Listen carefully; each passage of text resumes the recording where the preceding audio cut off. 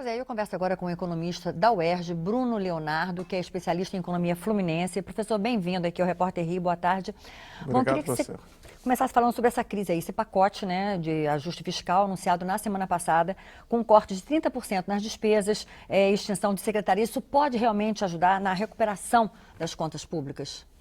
Bem, eu acho que é importante ter noção que a crise teria três dimensões, né? Então, o ataque a ela tem que tratar essas três dimensões, claro que tem tempos diferentes. Primeira dimensão, eu falaria que é uma dimensão estrutural, ou seja, de trajetória do desenvolvimento do Estado do Rio de Janeiro, que eu colocaria que é uma tendência a uma estrutura oca, produtiva oca. Então, isso cria impactos em termos de arrecadação própria, né? O que significa isso, essa produtiva oca? Estrutura oca é que, apesar de ter estruturas produtivas de porte, né, você não adensou as cadeias produtivas como deveria. Por isso que a gente acaba ficando tão dependente da economia do petróleo, apesar de não ter uma indústria do petróleo forte no Estado. Então, isso cria impactos do ponto de vista de arrecadação própria, né? Aí eu estou me referindo basicamente a ICMS, né? Então, você tem uma trajetória problemática e isso cria impactos agora. Somado a isso, tem o próprio problema da situação do petróleo, então a queda dos preços e a crise da Petrobras. E isso tudo se soma, então, nessa dimensão que eu estou chamando de crise estrutural. Uma segunda dimensão eu chamaria de crise federativa. Então, tendo uma perspectiva, a questão da como se distribui a estrutura tributária e os repasses de recursos. E no primeiro ponto, então, você vê ali a questão da guerra fiscal e da renúncia à tributação que o Estado faz para tentar atrair investimentos para o Estado, isso também cria um impacto.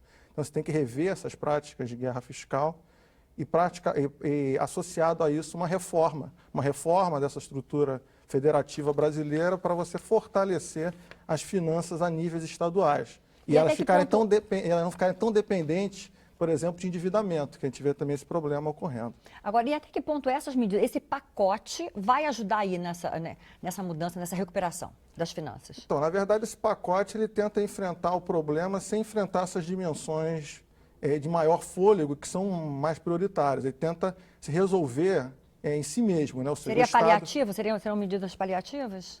Com certeza, né? Na verdade, para você enfrentar, né, faltaria falar da terceira dimensão, que é propriamente você ter uma questão de renegociação de dívidas, você conseguir fortalecer a Petrobras e ela voltar, então, a fazer seus investimentos. Então, ou seja, são discussões de maior envergadura que exigem uma articulação entre diversas esferas de poder, que não só estadual, e cortes, como o Estado está tentando fazer, ou colocar o ônus sobre os servidores públicos, não é a solução.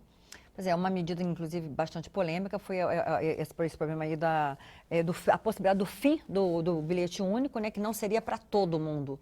Isso realmente pode fazer diferença nas finanças do Estado? Eu acho que direitos sociais, eles são inegociáveis, né? Então, na verdade, você colocar o pagamento de um problema de finanças públicas sobre uma parcela da população tão dependente desses incentivos não seria a solução adequada.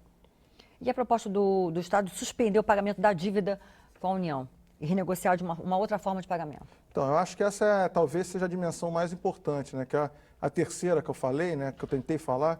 A primeira, então, era essa crise estrutural, a segunda, uma crise federativa, propriamente uma crise política, conjuntural, que impede, né, até o próprio movimento golpista a nível federal, impede que você coloque como prioritário você enfrentar esses problemas e você acaba, enfim, postergando questões como a renegociação da dívida ou a própria recuperação da Petrobras, que seriam os principais desafios, e o governo do Estado fica ali na espera dessas soluções que o nível federal não responde a contento. Professor Bruno Leonardo, economista da UERJ, muitíssimo obrigada aqui por seus esclarecimentos no Repórter Rio. Um bom trabalho para você. Obrigado a mim.